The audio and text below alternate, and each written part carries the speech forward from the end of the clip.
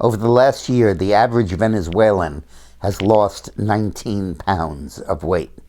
Not through health consciousness or dieting, but because they're starving to death as a country.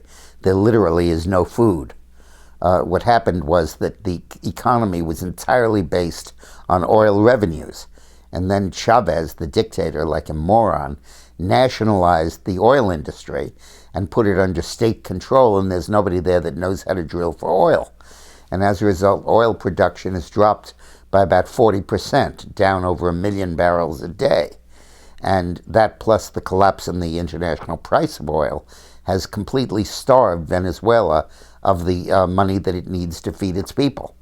And with price controls and all kinds of other socialist measures, the farmers and producers in Venezuela don't want to produce anything, and domestic production is way down.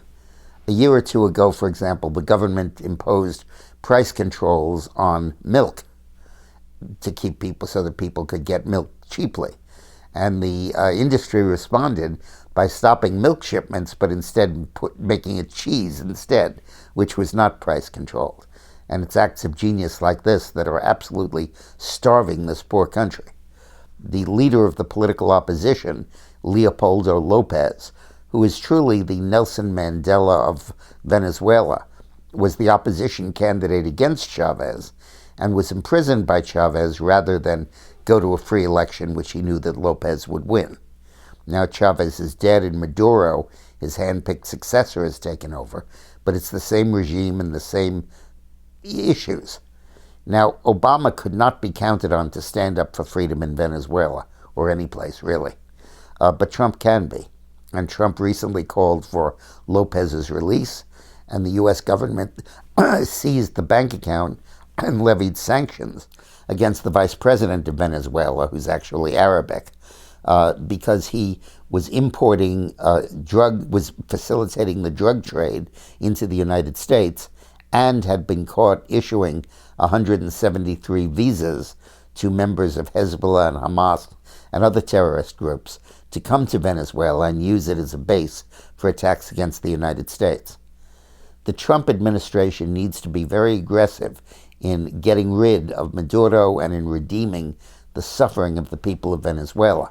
Venezuela has served as the funder and the chief support for a network of anti-American Marxist regimes throughout Central and South America.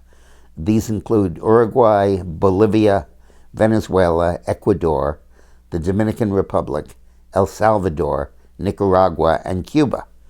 And the more the funds for that epicenter in Caracas dry up, the more those other countries are losing the Marxist dictatorships are losing their way. Already through elections, one was toppled in Argentina and in Peru. So there's an increasing move for freedom around the world, and Venezuela is a key part of it.